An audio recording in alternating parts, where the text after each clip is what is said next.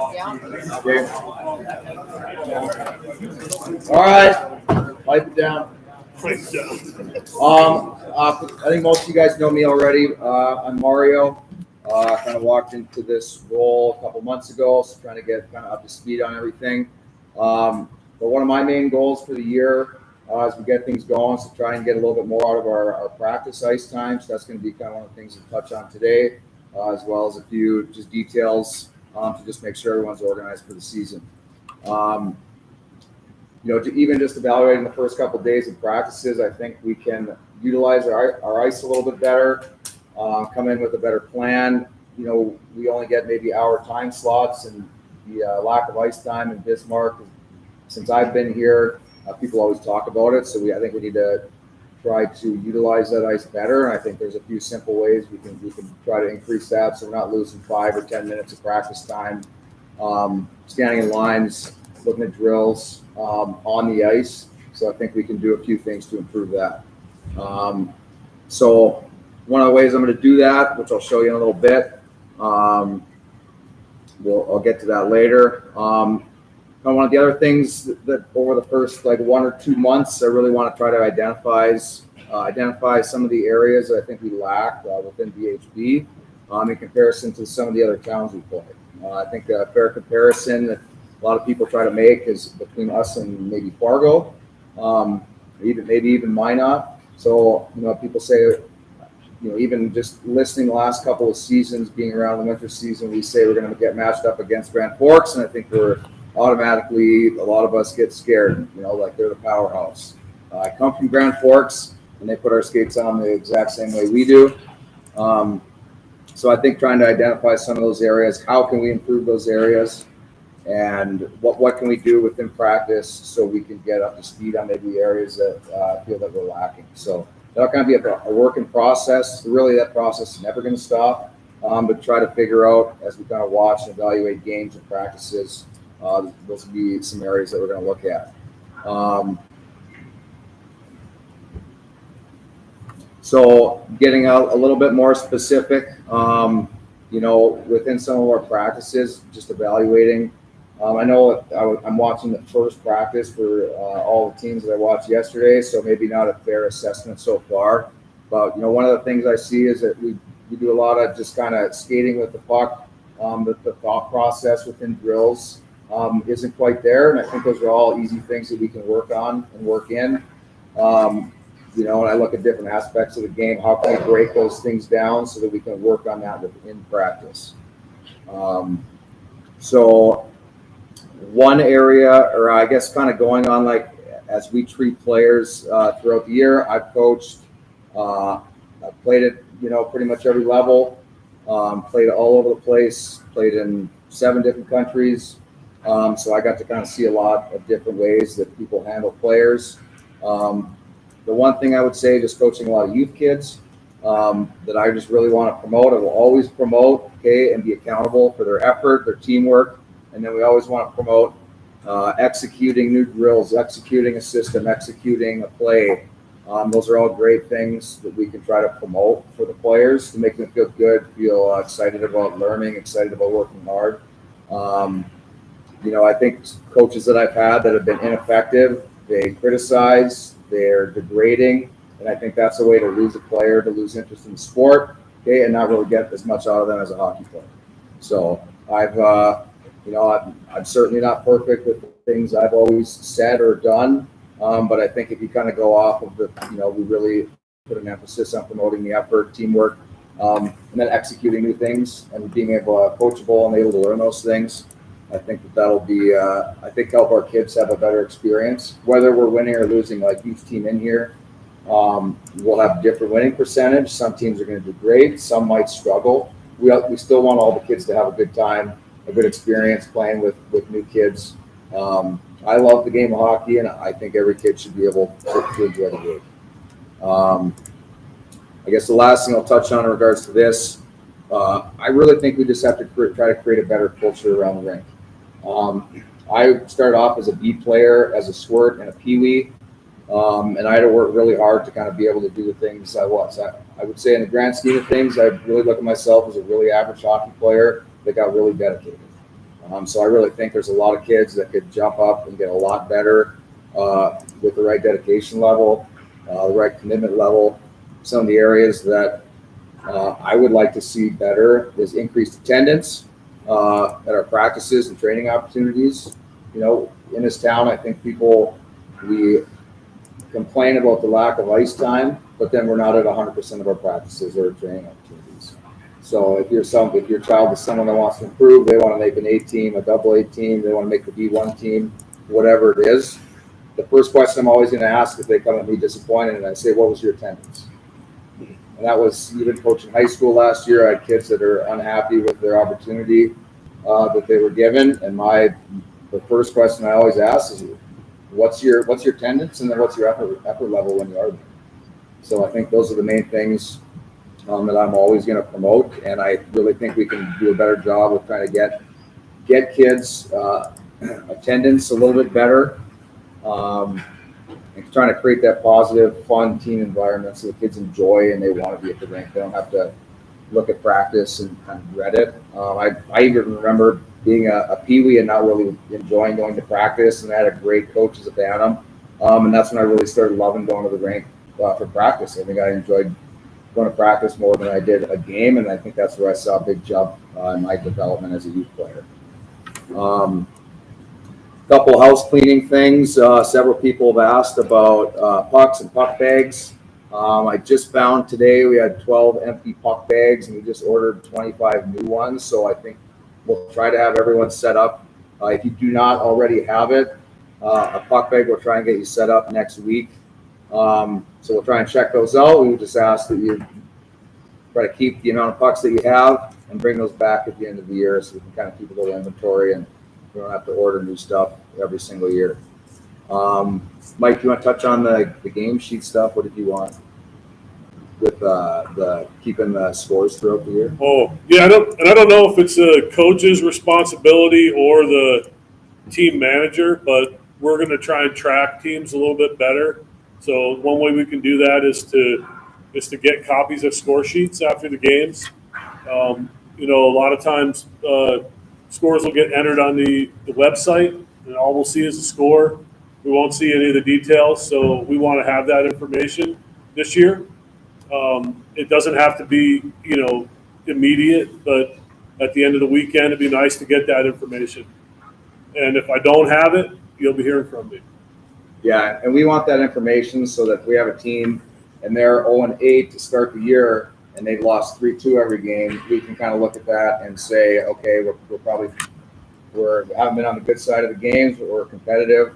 If we're 0-8 and we're losing 12-0, we want to look and make an adjustment so that we're not putting those kids in that situation for the entire season. So I guess that would be where Michaela jumps in.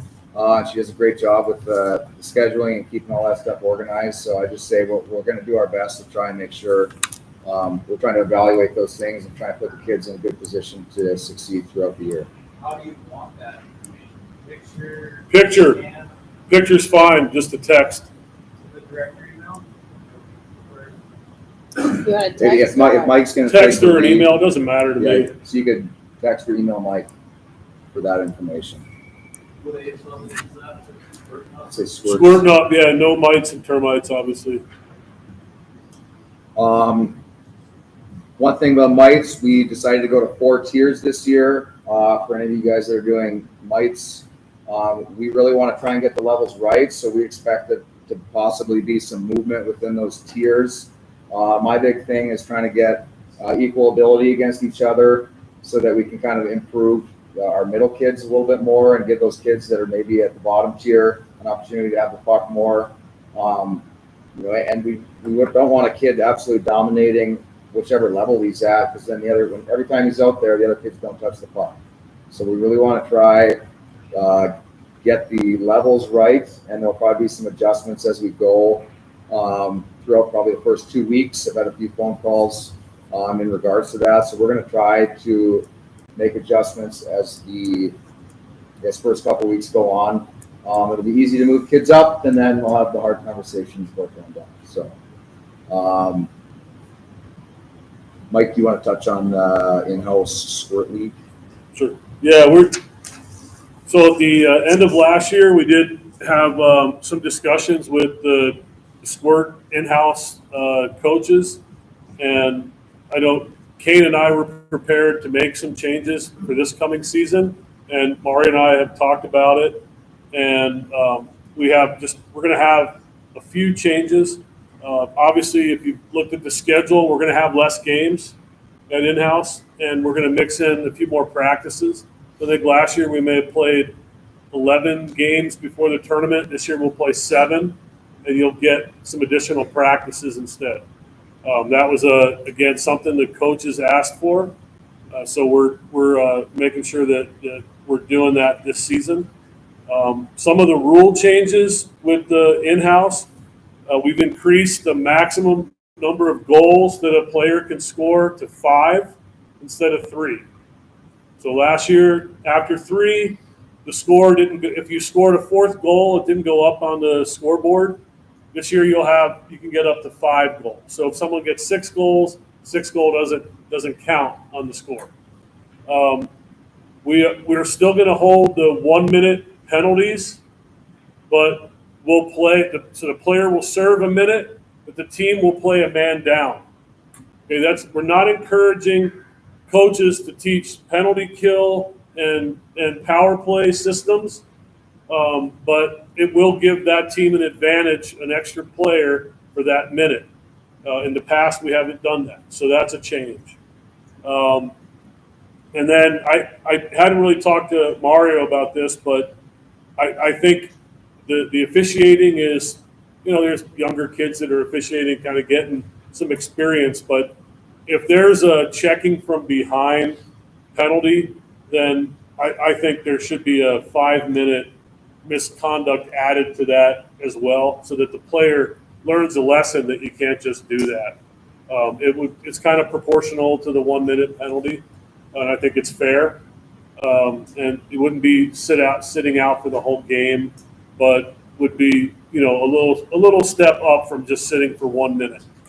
We're going to stick with the 3-person shootout at the end of a tied game, but we will insist that if a player already has 5 goals, they don't get to participate in the shootout.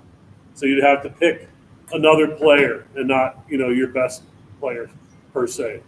And that would be a 3-person. If it's tied after that 3-person shootout, it stays in a tie. And that's just to keep the time frame and the ice schedule going. And then we will add 1 30-second timeout for each game or each team in the game. I know last year that was something that came up in close games. Coaches wanted, quick timeout, so we'll add that 1 30-second timeout. The teams are organized this year into 2 different, I'd say, divisions. So you have 2 divisions within Tier 1 and 2 divisions within Tier 2. And then how they kind of play out, how the season plays out, will be how we feed the bracket for the tournament. And if you have quite more detailed questions on that, you can ask me afterwards, and we can go over it later this season. I see a question in the back. I can think of an argument both ways, but I was curious about the change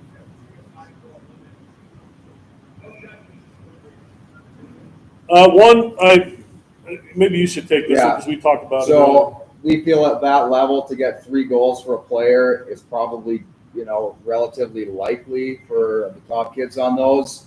I just wouldn't want to see a kid halfway through the game get a breakaway and all of a sudden you can't go score. So we do want to definitely encourage the puck movement. I would just say, coaches, we really want to. That's my big thing when I'm coaching, is we want to encourage puck movement and team play. But I guess the point of that was we don't want a kid halfway through the game, all of a sudden he can't take a high percentage scoring chance, and now he has to pass the puck. Well, pull goalie. No, I said that like Yeah, we're not going to pull goalies. Yeah. Really after the win, huh? he was on the bench at least.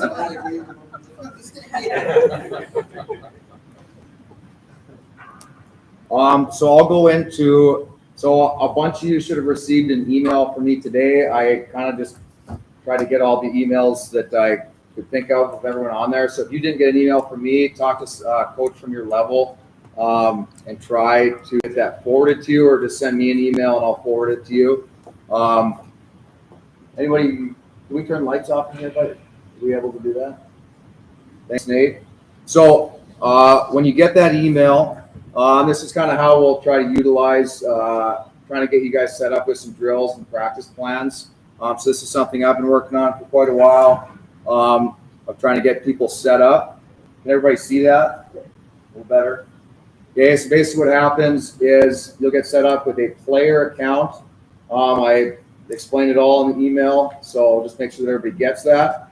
I'll send you a practice plan or kind of a base of drills to work off of, and then we'll be able to go to a practice plan. So if we're a mite coach or a termite coach, we would come in and we say, okay, this is what our practice is going to look like today.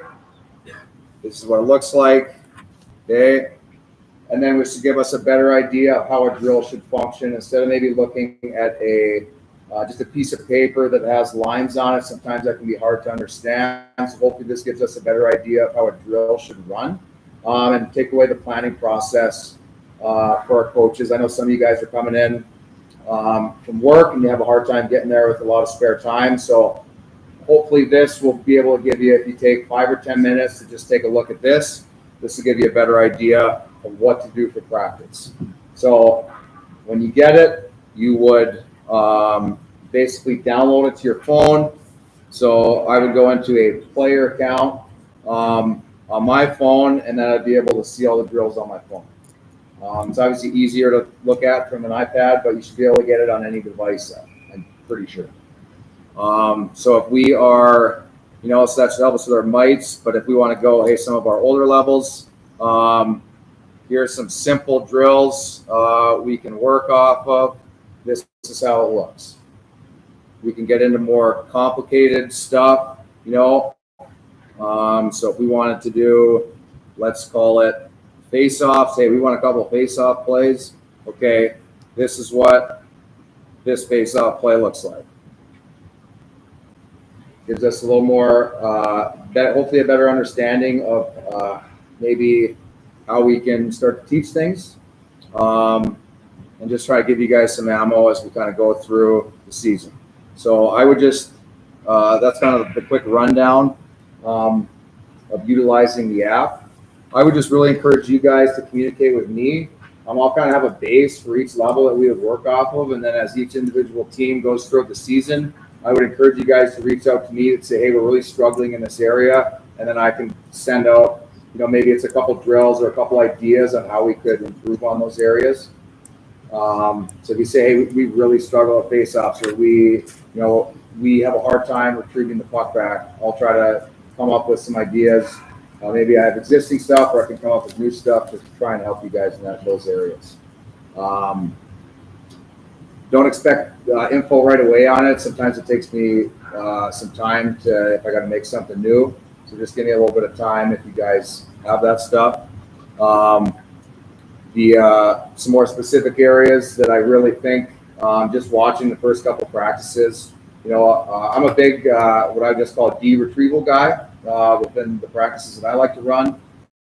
If you watch a hockey game, so much of the game is going back, getting a puck in an area of the ice and trying to advance it up the ice or skate it up the ice. I think we really, just watching, I guess I haven't really seen any teams the last couple of days do anything quite like that. That's something I think probably happens every 30 or 45 seconds in every single game. So that's going to be an area that I would really like to get incorporated into every single practice. A D goes back, breaks out a puck from below the goal line, or he breaks out the puck in the neutral zone. So those will be some areas that I'm going to really focus on at the start. Another area I saw running one of the PVB1 practices, I think the kids didn't have a great understanding of like their routes maybe on a breakout. So those are really easy areas that we can improve on to give the kids a good understanding of how each aspect of the game works. When I try to teach, I really try to take a lot of people say, let's work on breakouts. My thing is how do we break down the breakout and work on each aspect of that. So the way I like to do it would be I want a D to go back. I want to work on a winger getting an out pass. I want to work on a center getting a pass through the middle. Okay, what do those routes look like? What's the proper positioning? How do we? What way does our stick face when we want to open up for a breakout pass? You know, like so many kids that I've noticed, you know, even at the high school level, like teaching high school kids things, I think that maybe we could probably get covered in sports. So that would be kind of my goal, is to try and get our kids up to speed on what I would just call hockey fundamentals, so that when they get to high school, those coaches can work on hopefully more advanced stuff, and we give them a little more to work with, so that those teams can go to state and have a chance to actually win. So that's kind of the run around on some of the things I would like to see. Before I forget, one thing I look at when I go watch a youth hockey team is like, how do we get the kids more focused? So, you know, hockey's not quite like football where you have a set play basically every time the ball gets snapped. But in hockey, I think the closest thing we have to that is a face-off. Okay, so that I think one of the best things we can do for our kids so that they can go on the ice with more of a purpose is to have face-off assignments. Not because we want all these secret plays, but now we're kind of teaching the kids to go out there and they have a goal, they have a task that they're supposed to accomplish on that face-off. So we can take any face-off dot and try to incorporate some of those things. And it's not about trying, for me, having a system, but more about working on those kids being a little bit more focused as they go onto the ice. Now they have a purpose. So now we've given them focus on the face-off. Okay, now let's take it to the next step. Now let's get them focused in the different parts of the game. I think we're just forcing them to turn their brains on a little bit more instead of going out there with kind of no purpose to start each play. So that's kind of some of the areas that I'm going to hopefully be able to help with throughout the year. And again, I would just really encourage everybody to stay in contact with me. You know, as you guys have questions throughout the year, I really want to try to improve the hockey within our city. I think we have a lot of potential to improve a lot. You know, I would really like to see us compete for state championships at every single level. And I think the main thing is it's going to start with attendance, then we can add in effort, and then we can work on all that hockey stuff as we go along. So that's all I got, Mike. If you got anything. Question. Yep. Just for your thoughts, is there going to be like a system for smart contract out, or is it like I would say it'll be tailored to each level. So I would send out kind of like maybe a Pee-wee plan, and we would send out a plan to Pee-wees, and then each team can kind of feed off me and maybe send out some more specific. That would come from me. Yep. So maybe it starts out with 10 drills, and then try to get a little bit more as the year goes on. Any other questions? Yep. With that app, is every coach going to be reassigned a drill, kind of like pass? So I guess I would say don't look at it like, hey, here's the exact practice plan. I would say look at it more of like, here's a base of drills we can work off of. And I'm not saying don't do something else. I'm just trying to give you guys a little bit more information with hopefully drills that are easy to follow because you can kind of watch it. But so it's not like here's your plan. It's more like here's a base of information and kind of utilize as you see fit as a coach. Yeah, what worked last year at Mite and Termite was having, if we had 5 stations, you know, you showed up to the rink with a designated station. Is that what you're asking about? Yeah, I mean, just so you kind of knew it, and you knew, like, sometimes you show up and there's 6 coaches, and the next time you show up there might be 3. Right. You know, And you just adjust on the fly. But yeah, I think, you know, in the perfect world, it'd be nice to have like an assignment. But like you said, I mean, you never know when you show up if you have the right number of coaches. But if you have a plan and everybody comes to the ice, every coach comes to the ice, you know, kind of familiar with the plan, you can pretty quickly just kind of huddle up while you're breaking the kids into groups or whatever and get the assignments divvied out that way, I think. And we could try it like that at first, and if it's not working or we need to maybe be more specific or detailed before practice, then I think we could probably do that. Yeah. But I think for now, I think what Mario's suggesting is that you just kind of get familiar with that plan. You may not run all the drills, but you may run some of them, or you may run a variation of one of them.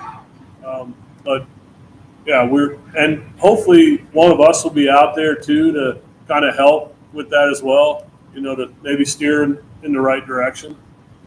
And I think one thing we talked about maybe at our termites and mites is having like a big group chat. So if we get to practice day, we can say, hey, who's able to make it today? So at least we know, hey, we have 8 people helping today. Maybe we plan as we get there. If we know maybe we're going to be short on today. So that would be something I forgot to write down, but I know we had discussed that previously. Yeah, I was just gonna say, are you gonna facilitate that or somebody? Yeah, I think we'd get a group chat. So if that's a base of 15 coaches, we'll say, maybe just send out a text in the morning and say, hey, who's able to be here? And then we'll try to assign drills.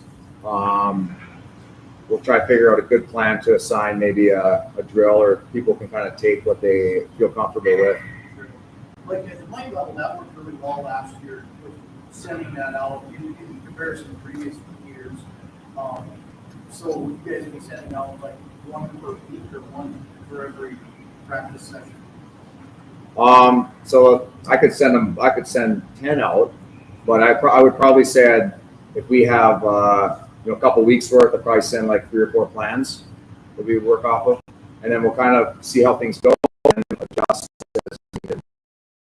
With something, maybe we need to simplify a little bit more, so try to kind of adjust on the fly a little bit.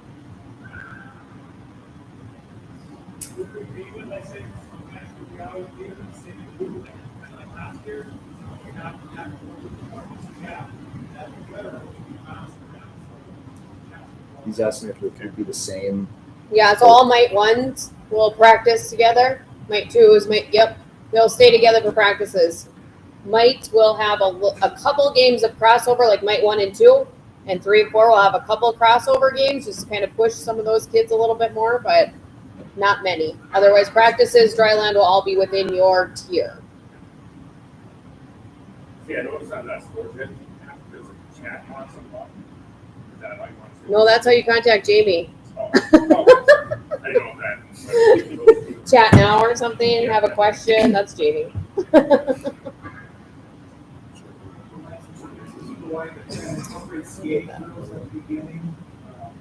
Yeah, so like some of those stations will be stable.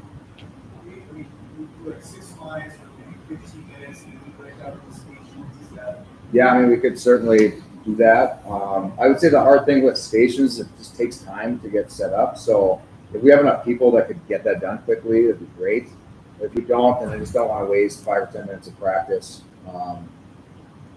trying to just get things set up.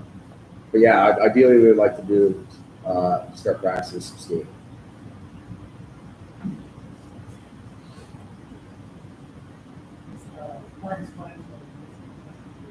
Sorry, I can't hear you. I'm just going to send it to whoever signed up to coach. So, yeah, I guess my plan is to get all the coaches set up in the system. So on that email I sent out, so I guess if you wanted access to it, you would need to have an account, provide your email for me in the spreadsheet that is in the email, and then I can know who to submit in there.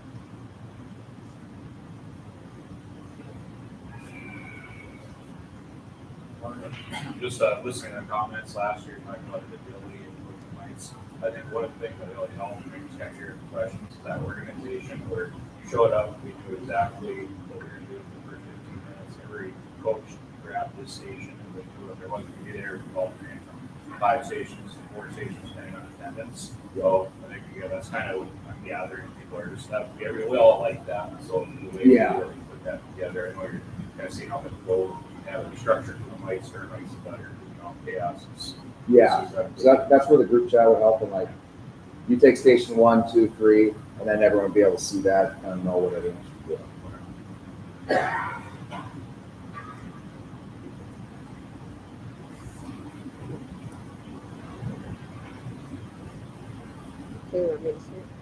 All right. Okay, just a couple things. I know Mario touched on pucks in the cages. We will be getting keys made. I believe that all of the padlocks were changed. So if you have keys from last year, you can throw those in the garbage. All the padlocks were changed. So we'll be getting new keys made from Parks and Rec, and we'll get those off to the head coaches. So the head coaches on sports and up will have a key, and then we will have probably a handful within mites and termites that can access to get those pucks. I don't know exactly what the intent is, but I do have that request into Parks and Rec right now to get those keys made. So as soon as we have them, you can probably grab those from Mario sometime here at the rink. I talked about the mites crossover. Goalie schedule, I know we had a question about that this week come in from somebody. Goalie schedule is on the website, so Goal Robber will do the Wednesday nights again. Half in Mandan, half in Bismarck. So check the schedule. Sometimes it's over in Mandan, they're a little bit later. Bismarck, we try and do it a little bit earlier. So that schedule is out there. Dryland is a requirement. I know that I heard that there were maybe some managers telling people they didn't need to go to Dryland because I know it gets tough when it gets Wednesday nights and practices in Dryland because of church. If you need to adjust, if you have a lot of your team that's going to be gone, let me know and we'll see if we can move you to another group. And I know that Mario, even there was a couple kids this week that said, hey, I can't make it this one night.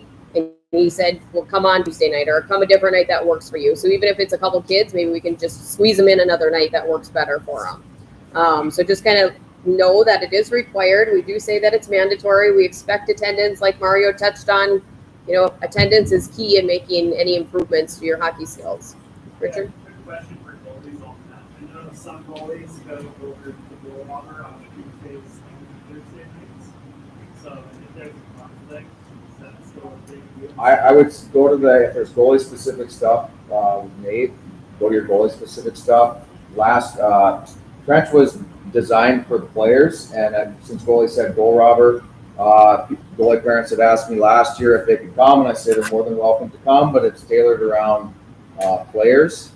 So, but goalies are absolutely welcome to come. You know, I would say 70% of what we do is really not player or goalie specific. You're just trying to improve as an athlete. And, you know, even the goalies coming in and handling the puck, getting extra stuff, you know, they're more than welcome to come if they want. All our trench and ice will be in the same day.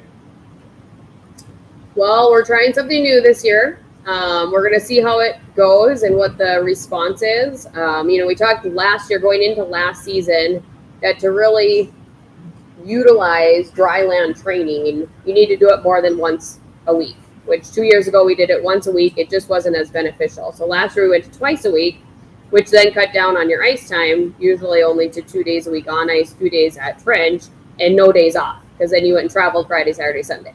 And I, as I scheduled, said, this is a lot. And I could see that. I know I had one coach say that I think they had like 35 days straight or 25 days straight of hockey. Like they had no days off. So we're trying to give those days off this year, which is why we're trying to do dry land and ice in the same night. So we can still make sure that dry land's beneficial, but we're giving nights off. It's tricky though, and I'm not sure if we can continue it the whole season. I mean, there are times that I know you're leaving trench at 7 and you got practice at 7:30, and so it's tricky. And so I'm sure you're looking at the schedule, going, "What the hell is she thinking?" And I'm sorry, but we're trying something a little bit different, and we'll see what the feedback is. Is it better to? Yeah, maybe one show up the ice. Yeah, I mean, I would agree that ice is. 5 times for trench. There's a lot of team members that can't make it at that time. They'll show up for ice. Okay. Well, and that's, we have the first month out that way. We'll see what the feedback is. If we get a lot of like, that just doesn't work, we don't want to do that, we'll have to adjust again. But I don't, we need like 10 days in a week to get it all in along with your games. But we'll see how it goes. Something new. One concern that Eric brought up is, you know, they get practice at, let's say, 6:30 to 7:30, and then trench from 8:30 to 9:45. You know, that the whole evening is, you know, usually some of the other kids are not homework, meeting. I get it, but it was a concern. No, I get that, TJ. I hear you on that. And I know there's some people that would rather cram everything into one night and have another night off. And there's some people that would rather spread it out and have more time at home every night. You know, so that's, like I said, we're trying it this way. We tried it different last year. We're trying it this way this year, and we'll see what that feedback looks like. If we'd rather spread it out, I mean, we sure can. But I mean, I know personally I'd rather have some nights at home, just completely away. Yeah, So. we had good feedback about Monday and tonight, both on the same night, and then Tuesday was free. Yeah. So there's a positive counterbalance for it. Yeah. Well, I mean, and the other thing, you know, that we used to do as well is that we rotated all of our upper level teams, Pee Wee's 12U and Bantam's 15U at 6 a.m.s, right? So that give you your evenings free too. But now we've kind of switched to this, like Bantam AA and Bantam A have the 6 a.m.s, and then we shuffle everybody else in the evenings, which that has helped, you know, free up some ice time for us in the evenings for the other teams too. But it's something we could look at as well. You know, every year we kind of adjust a little bit and try and make some changes. But yeah, I personally, I think people need those nights off instead of going 7 days a week with hockey. Okay. All right. So a couple other things, coaches. Most of you are pretty familiar looking to me. I know I've been going over this for several years now. Every year gets better. I think even this year when I go in and start rostering next week, I'm going to be very surprised at all of you having all of your stuff done, right? Yes. I see a few smirks at me, but you need to have your clinic. Clinic is this weekend, Sunday in town, 4 o'clock.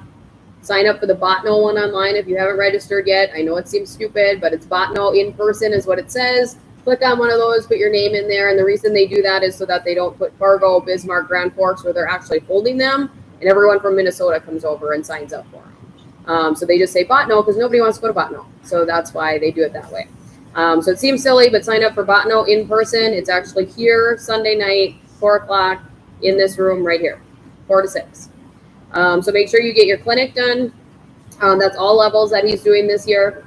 Modules, age-specific modules, USA Hockey registration, your background check, your safe sport, and then make sure you register with BHB. And our registration link is on the website. You don't have to enter all of the information. What I need is your USA Hockey number. I know there's other fields. Don't worry about it. I need the USA Hockey number. That's what I input into the USA Hockey portal, and then it tells me what you have completed. Don't send me all of your safe sport and all that stuff because I don't even look at it. I delete your email. So don't send it to me. It's just extra junk I don't need to see. The only reason I would need it is if you want reimbursement. And I'll talk about that in a second. But otherwise, I just need your USA Hockey number. I enter that in, and then it'll tell me, oh, Jared's missing his background check. And then I know, Jared, you need your background check. So next week, I'll start rostering. I will then create my spreadsheet. Most of you probably saw that last year. I will list everybody that's registered as a coach with us on that spreadsheet, and I'm going to send it off to all of the coaches and managers so that they can see who is certified, who's missing things, what are you missing, what do I need from you. Please look at it. I think last year nobody looked at it, and then it was like, what do you mean I'm not certified? I'm like, it's been on here since October. So please look at it, find your name, make sure you're not missing anything. And if you're a paid coach, then I need W-4, I-9, and your documents to support the I-9. So photo ID, passport, social security card. If you've sent those in the past, if you're paid in the past, you don't need to send them to me again. I have them already. So if you've already been paid before, don't send those to me again. And then, yeah, just make sure that you have all of your other requirements completely done. Yes, Karen? Back to the clinic. Yep. For level 4, you have to still attend the clinic. No. And I don't know when you got level 4, but if we just had this conversation, if it was before 2020, I don't think you have to do anything ever again. If it was after 2020, you have continuing ed. Every 2 or 3 years. 5 hours every 3 years, I think is what it is. I'm pretty sure. Yep. But yeah, once you're at level 4, you don't have to do that every year. But if you're level 1, you have to up your game, or level 2 has to up their game until you hit level 4. So even if you were certified last year as a level 2, you need to do it again and do level 3. Any questions on certifications? Yeah. You figured out anything with background checks yet? I'm assuming that they allowed them to go every 2 years because everybody has told me it says I don't have to do it. So I'm just assuming that they've just said, okay, every other year. Last year they told us it was going to be annual. I don't know. But as soon as I start rostering next week, I'll find out. If it says everybody's missing their background checks, we'll figure it out from there. But I'm guessing that's what they did. Yeah, last year they had changed it and said it was going to be annual, but then they got behind and they didn't actually change it. And so then this year they must have decided to go back to every other year. So, reimbursement. So you can get reimbursed for all of your out-of-pocket expenses that you have to get certified. So your background check, your USA Hockey, your clinic, all that stuff. But I need receipts. Your receipt needs to have your name on it. There's one of them that comes in without a name. I don't know why. Just write your name on it and then send it to me. Or accountant gets a little bit mad because it doesn't have a name attached to it. So make sure all your receipts have your name on it. And then the reimbursement form is on the coaches tab of our website. So fill that out with the dollar amount that you need to be reimbursed and make sure your address is correct so we know where to send the check. Okay, send that to me. I will send all of those reimbursements back in to the accountant probably in December because he likes to see them all at one time rather than an email here and an email there and an email there, and he has to write checks all over the place. He likes to see it in one big batch. So if you're waiting on it, hang tight. We will get it to you, but it'll probably be like end of November as I wait for everybody to get them to me. And then I'll get them all sent to the accountant at that point. Non-parent coaches, you also get reimbursed for hotels, mileage, per diem, but you are responsible for booking your own hotel, paying for that hotel, and then sending me the receipt for reimbursement after the fact. So if you're a non-parent coach, I know we have a couple of them. Just make sure that you get that on your reimbursement report too. With paid coaches, if you guys have any changes to direct deposit, address, things like that, just let me know so we can make sure that that's updated with our accountant as well. And then they're paid January 15th and March 15th for the coaches pay. All of that stuff is in the coaches handbook.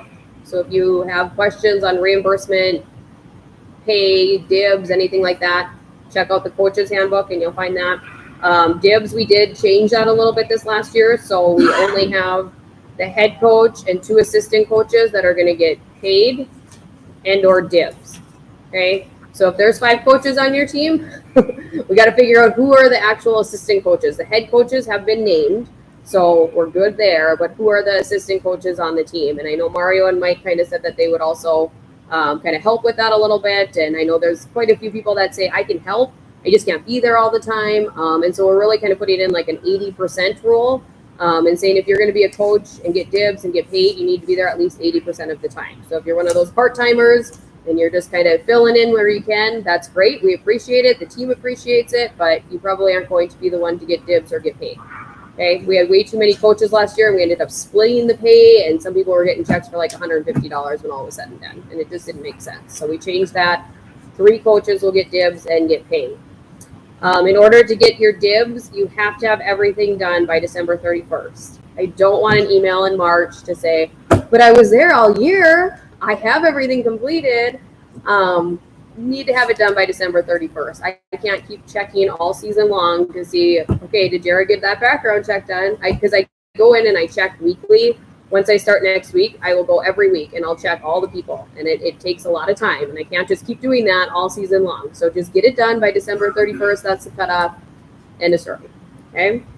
If you do not get an email from me with that spreadsheet, that means you're not registered in our system as a coach. Okay, so if you don't get something from me, you need to get registered or reach out to me and say, hey, I'm coaching this team. Make sure you got me down, and I'll make sure that I get you added into the list. But you have to be registered with BHB. That's where I'm pulling the information from. So again, if you don't have that information entered into our system, you're not going to get an email. Head coaches are the ones to make changes. Don't have the manager email me. Don't have an assistant coach email me. I had that happen and I got burned a couple years ago where a manager said, nope, we're not going to have practice on this one day. And the coach said, what the heck happened to our practice? I didn't know the coach wanted to have practice, but the manager felt like they didn't need practice that day. So only the head coach is allowed to tell me they are going to cancel a game, cancel practice. change something, whatever. Okay, head coach only is who I'll talk to about those things.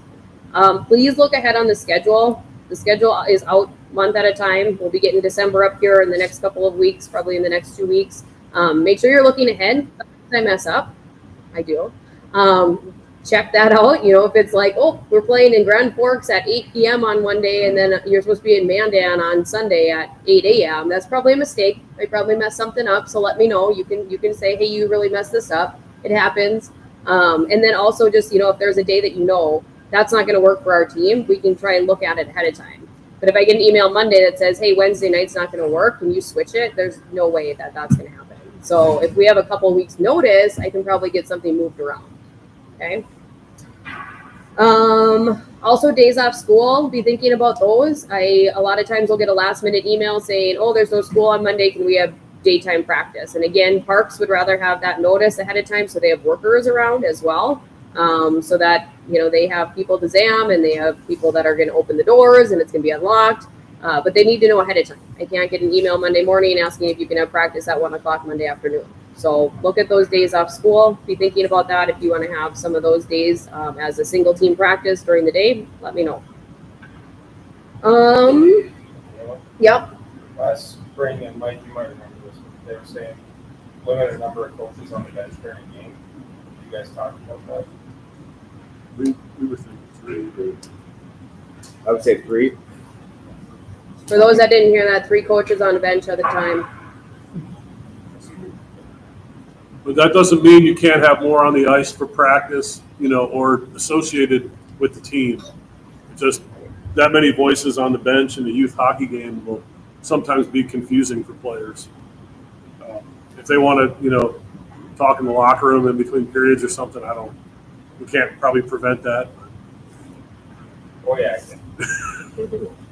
Yeah, we will roster, if there's 5 coaches, I'm going to roster all 5 of them so that if, Quinn's got to be gone and James has got to be gone, we have other people that are on the roster and they can be there at the game that weekend. So, we'll roster all of them. It's just a matter of, again, who's getting the dibs, who's getting paid, those types of things that we'll have to sort out. But, the biggest thing is if you're not certified, you're not being on any roster, and you can't be on the ice. And I want you as coaches and with your assistant coaches and such to also hold people accountable for that. I'm not at every rink. Mario's not at every rink. Mike's not at every rink, but it's a liability issue for BHB if we have people on the ice that aren't certified and something happens. So we have to have you certified and on the roster for you to be on the ice. Okay.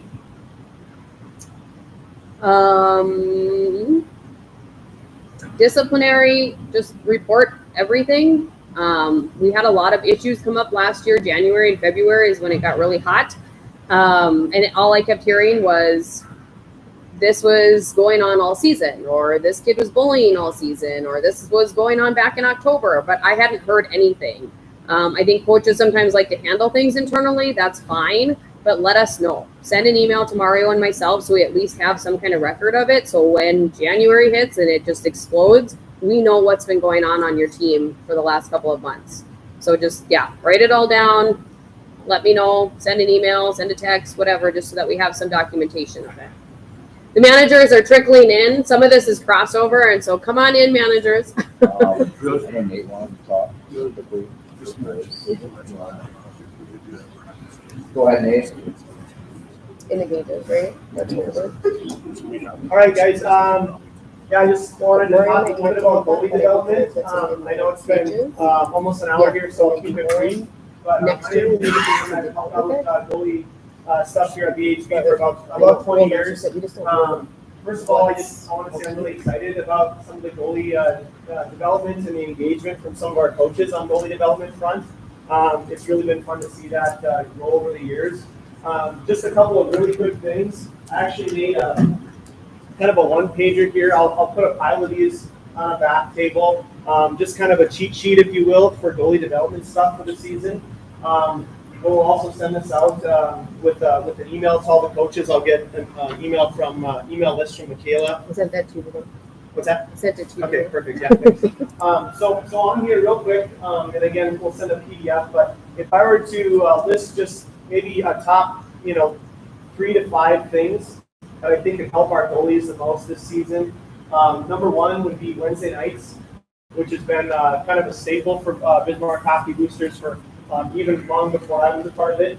So every Wednesday night, there's going to be a goalie-specific practice, either here in Bismarck or in Mandan. And it doesn't strictly alternate between Bismarck and Mandan, but if you go onto the website, it'll show the time and the location, but it'll be pretty much every Wednesday night. Okay, we've had really good attendance from our goalies. I'd say anywhere from 20 to 30 plus goalies for each session, and there's 2 of them. Our first session is always the younger goalies. That's our 10U, 12U squirts. And then our second session is the older group, which would be our over 12, so our Kiwis, Bantams, and the female equivalent. Okay, so Wednesday nights, great time, an hour of goalie-specific development where we really get underneath the position and get underneath ideas. If there was one change I would make for the Wednesday nights, if there's only one, it would be to get more coaches there. So our goalies have done a great job attending. We have a core group of goalie mentors who have been really faithful in attending as well. But I'd love to see everybody in this room attend, even if it's just one Wednesday night goalie practice this year. I think it could be the equivalent to like a USA Hockey goalie certification. If it's not, but equivalent in the information that's shared, and just the conversations that can happen between coaches and our goaltenders and goalie coaches. So that would be the number one thing is Wednesday nights. Yeah.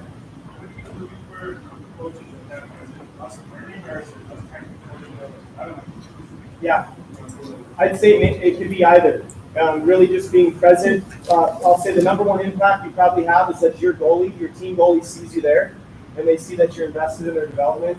And there's a lot of time that we could just have conversation as coaches on the side, especially if we have a good attendance with our coaches, where we can ask questions, we can explore ideas together. You might even have your goalie there having that conversation with us, right? So yeah, it's more so a learning environment than anything. So Wednesdays would be probably the most helpful, I think. The second would be our weekly emails. We've tried for the past several years to send out an email every week that has a little updated on goalie development. It's got a drill video that has what we call the drill of the week. So you'll have, by the end of the year, somewhere around 20 different drills. Most of them are on-ice drills that you can incorporate in the practice templates that we have. The first 10 minutes of practice or a skill-based practice, that could be one of your, your station-based practice, that could be one of your stations. Okay, so we'll send that out every week. I'm also going to try to include some coaches tips. So it won't be a drill for the goalies per se, but it'll actually be a video for us coaches. Hopefully that'll be helpful as well. There is an application, so a phone app for, I think we're just going to go with our Kiwi, Bantam, and 15U girl goalies, where they can download the app, and then they can go into that app after each game, and they can log their performance, right? So where did they get scored on, which hole, 1 through 7, where did the shooter shoot the puck from, what was their depth like on each goal against, what did they do well, and how did they rate their performance. So we'll reach out to your goalies individually for that application. That's a cool thing for you to also engage with them. And then really quickly, and again, you'll get this kind of this one pager here within the next week, but I need to mention something that Mario and I have been collaborating a bit on. Number one is that we peg our nets, okay? And I know this might seem obvious, all right, but if we can make sure that every net on the ice is pegged almost at all times, if there's going to be a goaltender in that net. We don't have the time to go into detail, but I'm going to make that one of our first coaches videos.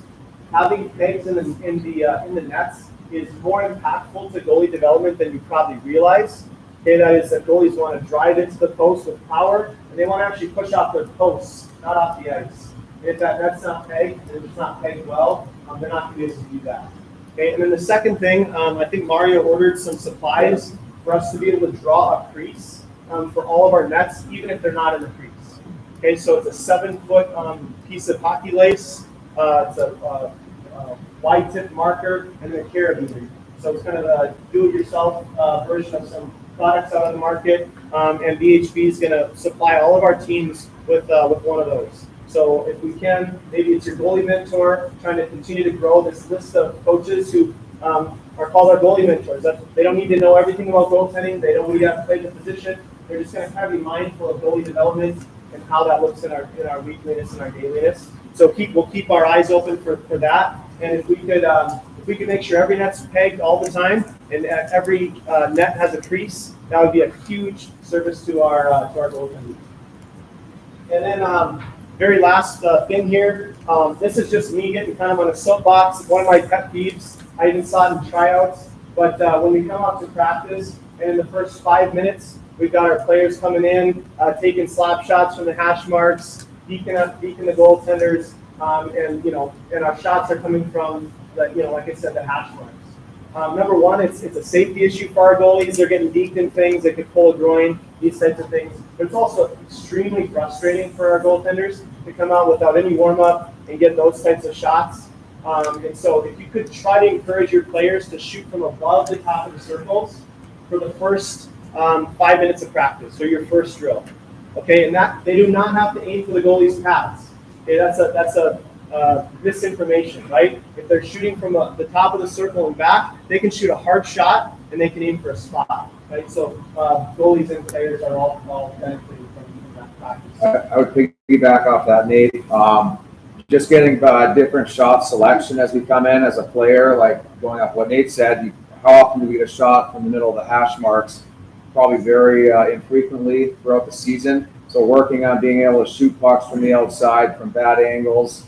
So as we kind of do, you'll see a lot of the, maybe even just we'll say warm-up drills, you're going to see shots from all sorts of different angles. You got middle entry, you got wide entries, you're pulling up, cutting across. So we're trying to get different shot selection. One is as a player, we need to learn how to score from different parts of the ice, and then two, it's better for our goalies. Yep.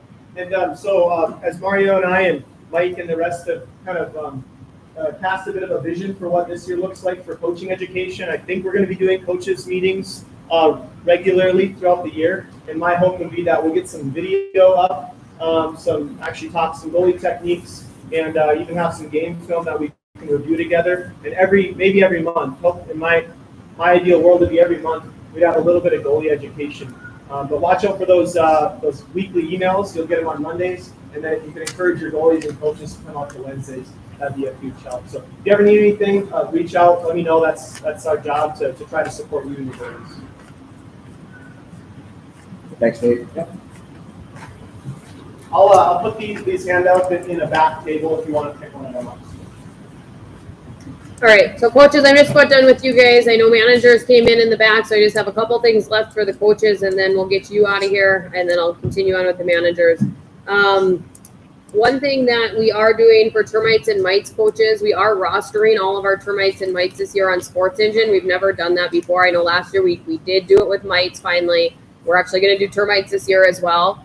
That's going to help with communication on your team. I know a lot of times parents don't know really who their coaches are for termites or mites. It's just like, I don't know, I show up every weekend and I go on the ice, but I don't really know who my coach is or who to contact. And so I get the 20 emails that say, my kid's going to be gone. Oh, Johnny's sick today. And it's like, I don't even know who I'm supposed to contact because I don't know who's going to be there. And so I think if we roster all of the coaches and all the players, and then, on the Sports Engine app, you now have a chat feature in there. You go into your app, you can chat with your team. So as soon as we get those termites rostered, I think it would be really helpful if I can have all the termite coaches, mite coaches, just send a message off to your teams on that chat on your Sports Engine app and just say, hey, I'm one of your coaches. If you ever need anything, let me know.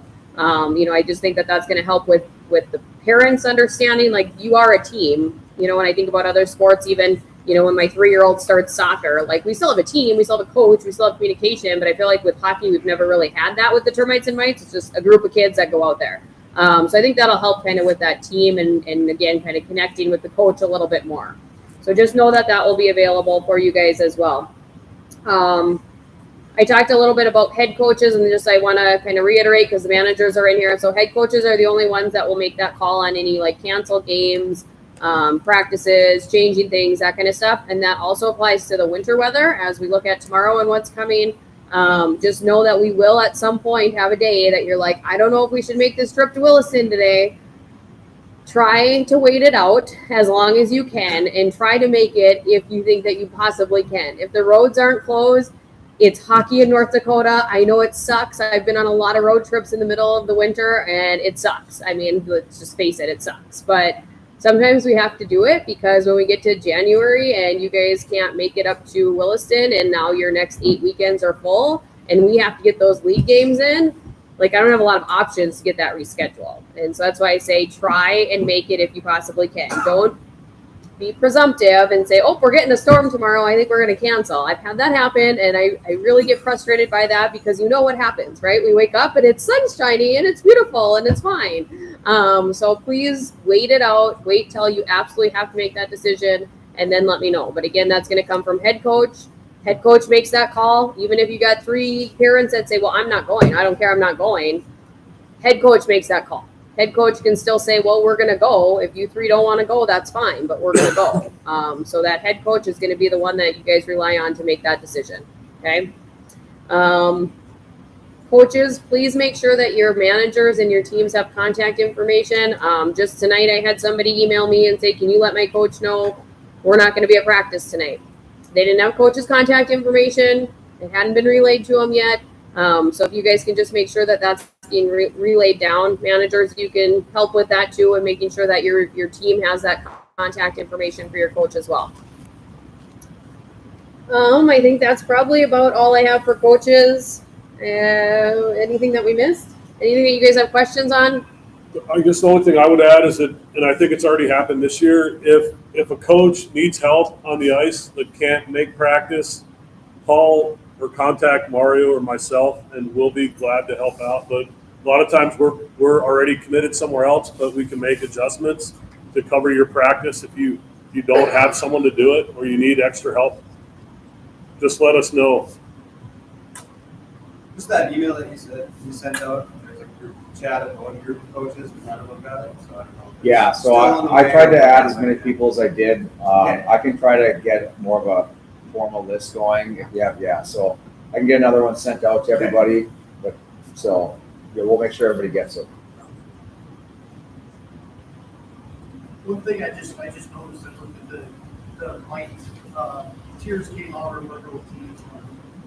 For the higher tiers, there's a whole bunch of coaches, but I looked at tier 4 and we had 4 coaches for 30 seconds. So you probably have to, And there's been coaches added since those teams came out for termites and mites. I think termites and mite coaches sometimes forget that they need to get registered and let us know. And then the teams come out and they're like, oh yeah, I was going to coach. So we've had, 15, 20 emails in the last, week that are like, yep, I'm coaching. So there's more coaches than you think, but that does end up happening. You'll see that with, termite 1, very few coaches. Termite 4, we got a ton of them, right? And it's kind of how it works out sometimes. Of course, I'm not going to make you go coach another team just because we need coaches on that team when your kid's not on that team, right? So, so unfortunately, that's how it works. If you can find other people to help coach, it's awesome. But again, we want them to be dedicated as well. We had a lot of termite and mite coaches sign up last year that never got on the ice. So we also don't want that to happen. Hey Mario, at one point we talked about dedicated power skating practice. Yep, that was brought up. We haven't really discussed that. I don't have an answer for you on that. Well, we'll discuss. For trench in each level, is it going to be the same amount each week, or is it going to vary to give teams a little break like this week? 2 on 2 3 day. nights. Yeah, so right now we're heavy on everything right now. I have more ice because high school hasn't started. So you're probably going 5 days right now and you don't even have games, right? And that will decrease. I mean, same with trench too. We'll start doing a little bit more of a 2-1-2, you'll see, where you go twice in 1 week, once the next week. But we went heavy to start.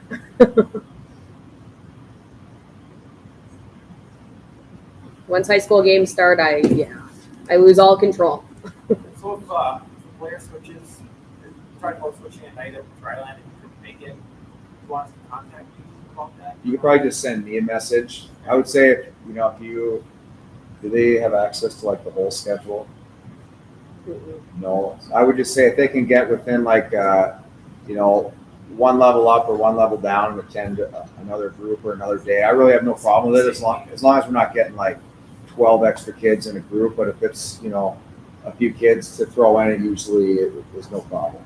Just let you know some control numbers and stuff. Yeah, and I can try maybe find a different time. So if you're going to be gone, wanted to switch a group, you can let me know I was supposed to go this time with this team, and then I can just take a quick look and try to figure out a better time you could go. You want there to be attendance? Well, it was discussed last year. We didn't go like kid by kid, but we would track how many were there per team. So we try to do a good job.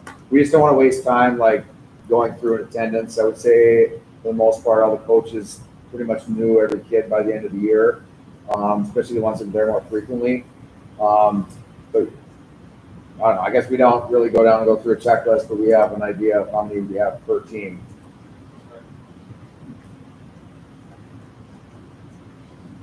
And one other comment. Last time I heard different one, and I don't know, Nate mentioned wanting pegs for all the nets. I got 3 nets, only one of them had pegs. I asked the rink guy that put them on, and he didn't know where they were. So maybe he just didn't know maybe they're there, but they want pegs. I'm not sure why they weren't on the nets. Usually every net has pegs. And Parks is the one that does supply those, but I know there's bigger ones that we could get too. I know Nate and I had that conversation as well for the older kids, but there should be pigs from the rink They were workers. stored on the boards and then before, but somebody didn't like them when they're cold or something on the board. So they didn't know where they had moved to, and I don't know why they're not using the nets, but. Yeah, and that's something too. If you guys as coaches notice that things are missing, that we need to make sure that we get, nets need to be repaired, bumpers need to be repaired, let us know. I know Mike kind of keeps an eye on some of those things too, but if you guys notice something, let us know. I mean, we want to make sure that we're on top of that, but again, we're not at every practice and game. In regards to pegs, Mario, I think, are you working on some of the better pegs? Yeah, I talked to Nate about that. I know I just saw 2 sets of them downstairs in the equipment room, but we talked about trying to get better pegs for the goalies, for peewees and older at least, and just try to have them available. Because I know that I have a goalie brother and it pisses him off when he's got regular pegs, so I understand the goalie thing with pegs. Something unlocked or Yeah. Yeah, we'll work on trying to get them for at least peewees and older. One last thing that I just thought of too, Mite's games will be up soon. I'm trying to work through those, but you'll notice for Mite's Sunday games, so Saturdays is when we'll play Hazen and Mandan again. So you'll notice that on the schedule. And then that's where we would do maybe some of those crossovers amongst the tiers is Saturday. Sunday, you're going to stay within your tier, and you're going to just see it listed as Mite 1 games, Mite 2 games, Mite 3 games. So just know that that's your game time when you guys get there. The coaches are going to put the teams on the 2 different sides, and you'll play your half-ice games, okay? I know there's a mention of BF3. Is there a timeline you guys have for it? We got games scheduled in January. Nope, I changed all those. Don't worry about it. BF3 was the question. I was told numerous times it'd be done by the end of the year, so I jumped the gun and scheduled some games, but I went through that today and I rescheduled all of them. It should be updated on your guys' calendar if you had games at BF3. They've been moved or moved to a different day, but they're gone now. We have been told February for an opening day on that, but they think within the next 2 to 3 weeks that they'll have a better date when they can kind of see what's going on at that point. They told us that the bad weather would be helpful for us because it would move a lot of concrete workers inside. So we're praying for bad weather, I guess.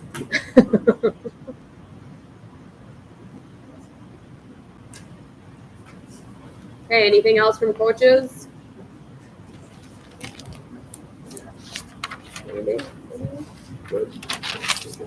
Thanks for coming. Okay, thanks guys.